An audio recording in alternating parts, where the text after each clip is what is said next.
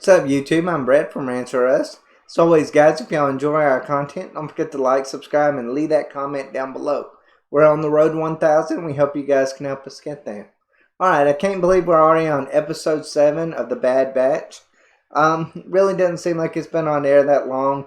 I won't say that I feel like we've accomplished a lot in the 7 episodes. I mean, what have we really seen? I mean, we've seen a bunch of callbacks.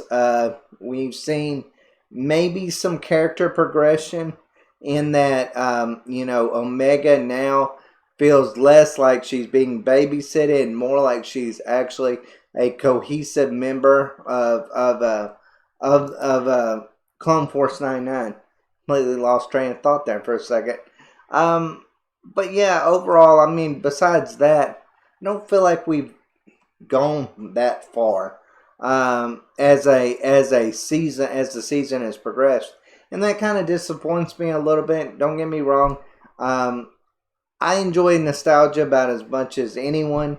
I just always have this problem when it comes to spin-offs or shows that are based in a larger how do you put it? Like a franchise like Star Trek, Star Wars, even you could say even the Sons of Anarchy with Mayans MC and so forth, always doing callbacks to something that happened in the previous series or characters that were in it, and I'm fine with that to a certain degree. I just prefer for each show to stand on its own.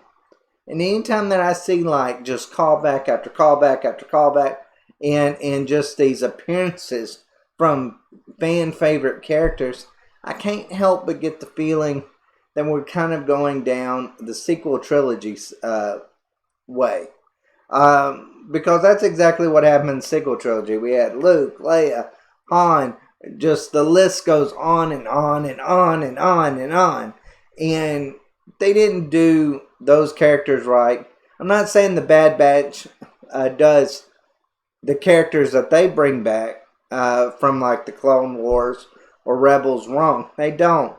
They actually add to the story of those individual characters. But that being said, I still would like this show to be focused on Clone Force 99. The thing about the inhibitor chips. And what is the deal with Omega? The secret about Omega. Something along those lines. But instead, it seems like it's like, oh, well, we could be going down that route. We could have a whole series that's just based on those secrets or, working its way up. And instead, it feels like what we've done is they get off track with fan service. And this episode was no different. In fact, it might have been the worst. We got to see the sea monster that almost ate Luke, Leia in the original series. We got to see or at least the species of that sea monster. Then we got to see, of course, Braca, I think is the name of that place, that shipyard, or where the shipyard is located, where Cal Kestis and Jedi Fallen Order was. We got to see that, and then the biggest one was Captain Rex. And if Captain Rex, I loved him in the Clone Wars, don't get me wrong, I loved him there. I liked him in Rebels, but the way that he was constantly trying to remind you of what happened in the Clone Wars was just really irritating in my mind. He's like, oh yeah, inhibitor chip. Hey, remember guys, inhibitor chip. Like it was just I've been on one of these things. We know you've been on one, like he went to one of those of course they're on the shipyard, the broken shipyard or whatever that's called, or junkyard. And he's like, oh well, basically I've been on here before. And the last time I was on here, I had, something with the inhibitor chip. It was just always something, some callback to the Clone Wars last episode. And I didn't really enjoy that part of it. there were some moments in it. Like I said, Wrecker fighting the sea monster. That was actually kind of cool. That was a really fun part of it. Um, let's see what else was kind of interesting about it.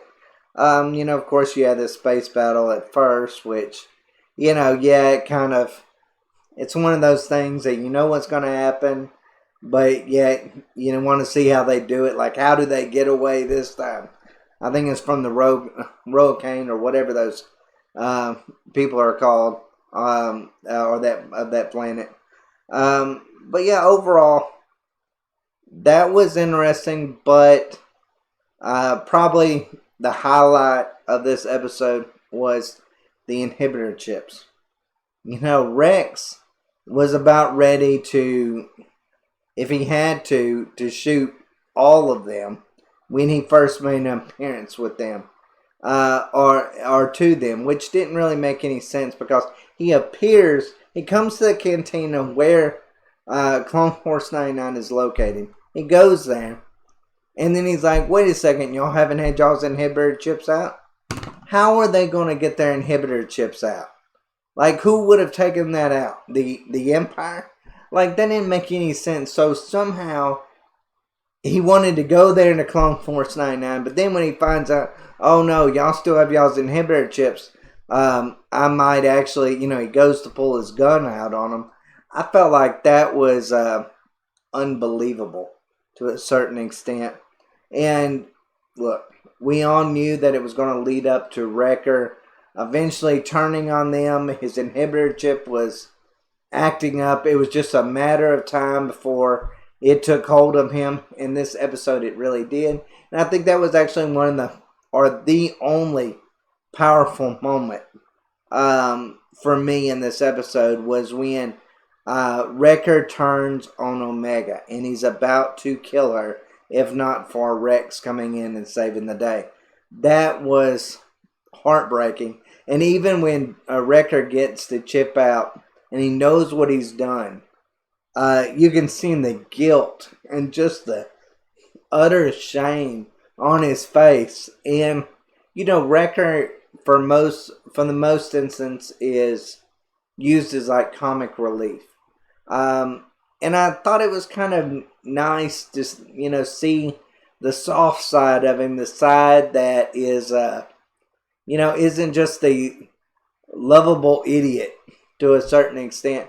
He's actually a guy that has emotions, and the idea of turning on Omega was devastating to his psyche in a lot of ways. If anything would have happened to Omega, he would have never been able to forgive himself. And you could clearly see it in the way he behaved afterwards.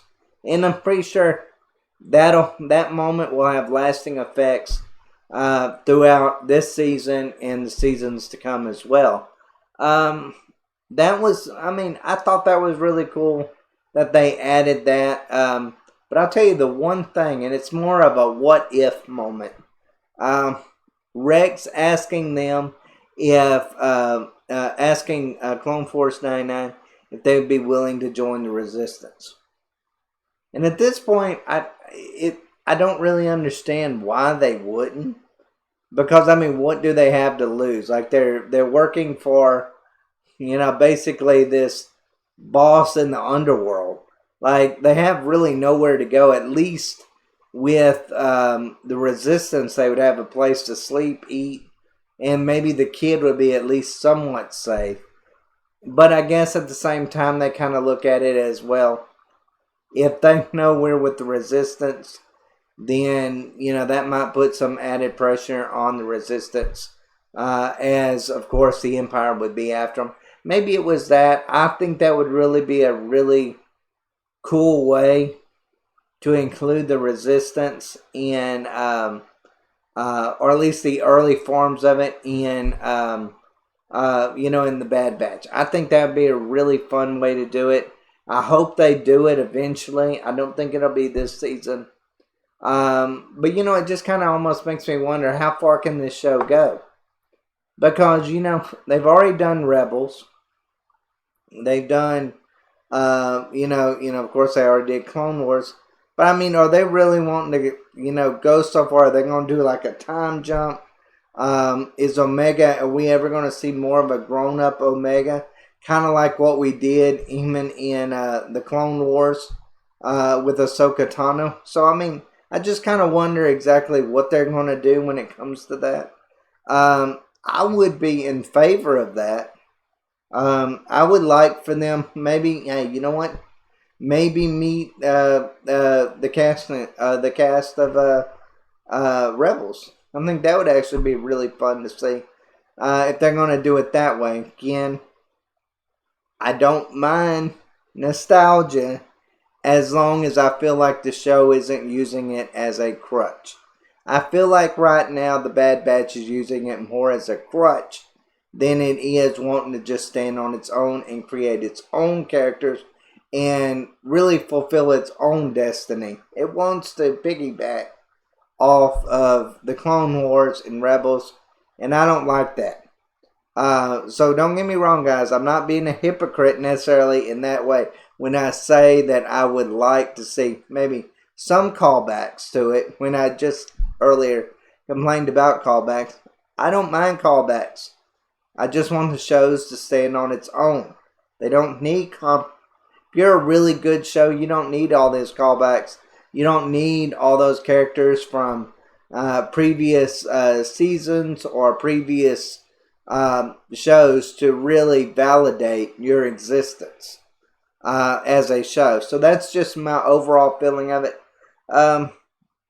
Overall, I mean, like I said, there was a lot of stuff here. There's a lot of stuff that happened. A lot of familiar faces or familiar creatures or familiar places that we've been in various games, series, movies, whatever. When it comes to Star Wars, like I said, some of it was cool. Some of it, I felt like they overdid it. Overall, I would give this episode, I would give it a 7, simply because I really, really enjoyed the Wrecker Omega moments in this. The guilt that he felt was really heartbreaking. Him turning against Omega, I really felt something. And that's the first time I've really felt something in this show that was like, I was like, okay, I know he's not going to kill her. But if he hurts her, like, what is that going to do to somebody like Wrecker? And that just, I don't know, that stayed with me even after I've watched the episode. But overall, I would definitely give it a 7. Guys, let me know what y'all think down below. Did you love it? Did you hate it? What do you think do you think they went too far with the nostalgia by, bringing in Rex and bringing in, familiar places and creatures that we've seen in previous, like I said, series and movies or video games? Or do you think they did it just right? Or are you just happy to see Rex? As always, guys, let me know what y'all think down below.